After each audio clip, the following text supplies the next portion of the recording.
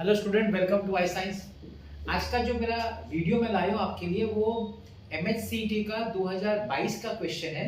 Chapter laws of motion है, आपके 11th standard के टेक्स्ट बुक से।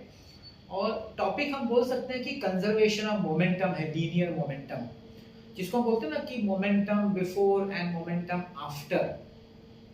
उस हिसाब से वो कंसेप्ट इधर यूज हो रहा है, बिफोर कोलिजन आफ्टर कोलिजन। ऐसा ही मतलब कुछ एक्सप्लोजन टाइप क्वेश्चन है, वो भी कोलिजन के कंसेप्ट और मोमेंटम के कंसेप्ट में आ जाता है। तो देखिए क्या क्वेश्चन है। A body of mass 4m lying in the xy plane suddenly explodes। तो टोटल मास बॉडी का 4m है। एक बॉडी समझ लीजिए 4m का मास है, ठीक है। तो इस बॉडी का मास 4m है, अचानक एक्सप्लोड हो जाता है into 3 parts. 2 parts each of mass m। अच्छा, इसमें 3 पार्ट निकलता है, 1 2 3। 2 पार्ट का तो मास m है, तो बचा हुआ कितना, तीसरा पार्ट, उसका मास 2m होगा, और फिर टोटल मास तो 4m होना चाहिए, ठीक। अब ये दोनों जो मास है m वाले, they move with speed v, इनका वेलोसिटी v है। वो यहाँ पे डायग्राम दिया हुआ है, उन लोगों ने क्वेश्चन में डायग्राम दिया है ऐसा एज शो। तो देखिए ध्यान से देखिए, ये v इस डायरेक्शन में जा रहा है ऊपर की तरफ, ये नीचे की ऐसा दिखा है, नीचे ऊपर जो भी है, और हॉरिजॉन्टल लाइन के साथ 45 डिग्री बना रहा है, ऐसा दिया हुआ है एग्जाम में, आपको ये डायग्राम दिया हुआ है।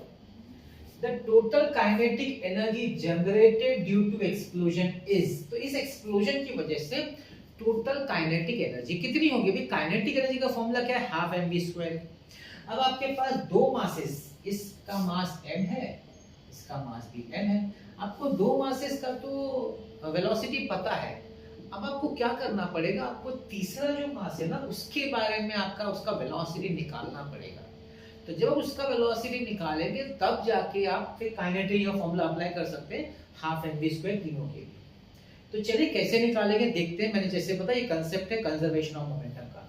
पहले काम करती है, जो बॉडी जो मूव करेगा ना मास m की विद वेलोसिटी, ये प्लेन में मूव करे, हम इसको रिजॉल्व कर देते हैं दो कंपोनेंट में। हम जानते हैं दो कंपोनेंट, इसका दो कंपोनेंट क्या होगा? हॉरिजॉन्टल कंपोनेंट होगा और वर्टिकल कंपोनेंट होगा, है कि हॉरिजॉन्टल एंड वर्टिकल कंपोनेंट। अभी हॉरिजॉन्टल कंपोनेंट क्या होगा? मोमेंटम का अगर लिया, वेलोसिटी का, आप कुछ भी ले सकते हैं। चलो मैं वेलोसिटी का ले लेता हूं। तो वेलोसिटी का जो ये हॉरिजॉन्टल कंपोनेंट क्या होगा इसका? इसका होगा v cos 45, और दूसरे वाले का भी v cos 45।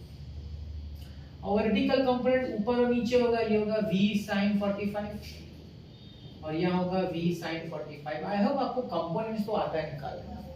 45 डिग्री के साथ कॉस जाएगा और दूसरा साइन जाएगा। क्या मैं बोल सकता हूँ कि वर्टिकल कंपोनेंट एक दूसरे को कैंसिल कर देगा? यस, क्योंकि ऑपोजिटली डायरेक्टेड है और इक्वल भी है। तो जब दो वेक्टर्स ऑपोजिट होते हैं और इक्वल होते हैं तो दोनों एक दूसरे को कैंसिल कर देते हैं, मतलब ये तो कैंसिल हो गया। तो जो नेट वेलोसिटी कंपोनेंट बचता है वो बचता है v cos 45, v cos 45, मतलब 2 टाइम्स v cos 45, ठीक है। तो देखिए, तो मैं निकाल रहा हूं momentum of 2 parts each of mass m। अब मोमेंटम का फॉर्मूला है मास इनटू वेलोसिटी।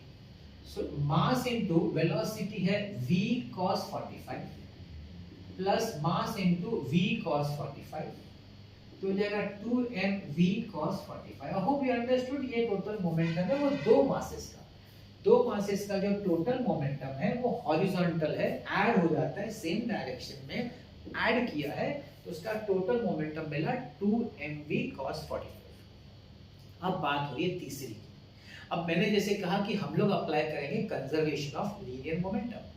अब आप बताइए लीनियर मोमेंटम कंजर्वेशन क्या बोलता है कि एक्सप्लोजन के पहले जो मोमेंटम था और एक्सप्लोजन के बाद जो मोमेंटम था वो सेम होना चाहिए ना। अब एक्सप्लोजन के पहले क्या बोलता है? एक्सप्लोजन के पहले बोलता है कि it was just lying in the XY plane. Lying का मतलब क्या है? No motion, no momentum, nothing, zero. इसका मतलब ये है momentum after explosion should be equal to momentum before explosion. I hope आपको समझ में आ गई बात, मोमेंटम का कंसेप्ट। अच्छा, आफ्टर एक्सप्लोजन का मोमेंटम तो देखो, दो बॉडी का हमको पता है 2mv cos 45 प्लस तीसरे का हमको वेलोसिटी नहीं पता है, तो हम क्या लिखेंगे, मास तो पता है ना, तीसरे का मास है 2m, वेलोसिटी मालूम v डैश लिख देते हैं, velocity v dash is equal to 0, before collision 0 था, तो डिवाइड बाय 2m, तो v cos 45 is equal to plus v dash is equal to 0, v dash is equal to minus v cos 45 which is minus v upon root 2 दिया हुआ है, cos 45 का value 1 upon root 2। अब आप पूछेंगे sir minus में, भाई minus इसलिए है क्योंकि ये बताना की कोशिश कर रहा है कि अगर ये दो body suppose right side move कर रही है, तो हमारा जो 2m वाला मास है ना, 2m वाला मास वो लेफ्ट साइड मूव करेगा ना, क्योंकि मोमेंटम को नेट तो जीरो करना है। अब जीरो कब होगा, जब ये जो दो बॉडी का मास है तीसरे का एक दूसरे को कैंसिल करेगा, तभी तो नेट मोमेंटम जीरो होगा, क्योंकि जो बिफोर कोली एक्सप्लोजन है वही आफ्टर एक्सप्लोजन होना चाहिए, है कि नहीं। तो ये हो गया आपका वेलोसिटी। बस अब हम काइनेटिक एनर्जी निकाल लेते हैं। Kinetic energy is equal to, एक पहले वाली का हाफ mv², दूसरे वाले का भी हाफ mv², तीसरे वाले का हाफ m नहीं है, तीसरे वाले का 2m है, मास भूलने का नहीं, और वेलोसिटी है v upon root 2 whole square. क्या माइनस साइन लेने का कोई जरूरत नहीं, माइनस साइन तो सिर्फ डायरेक्शन बताता है, और एनर्जी वैसे भी स्केलर क्वांटिटी, वेक्टर तो है कि उसको डायरेक्शन की कोई जरूरत नहीं होती है, इसीलिए ठीक। Half mv² plus half mv² 1, half plus half 1 हो जाता है ना, तो mv²।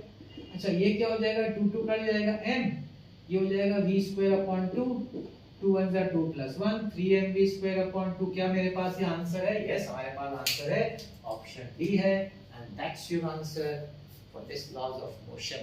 ठीक है, simple, I hope you understood. तो अब मेरा टाइम है आपको एडवाइस देने का। क्या करना है आपको, फॉर्मूला बुक नंबर 1 ये काम करना है, एक अच्छा रेफरेंस बुक नंबर 2, और तीसरा पीवाईक्यूज देखने का। पीवाईक्यूज को करने का नहीं रहता है, लोग बोलते हैं कि पीवाईक्यूज रिपीट होता है, बहुत कम रिपीट होता है, ज्यादातर रिपीट नहीं होता है। हाँ, टाइप वही आएगा, मैं ये नहीं बोल रहा, मगर नंबर के साथ हो वैसा कुछ रिपीट, एक दो कभी रिपीट होगा तो ठीक है, क्योंकि ये एआई जनरेटेड है, कंप्यूटर जनरेटेड है, तो कंप्यूटर या एआई पूरा कोशिश करता है कि क्वेश्चन रिपीट ना हो। बाई चांस एक आध रिपीट हो गया सालों में 2 साल तो ठीक है, नहीं तो रिपीट नहीं होता।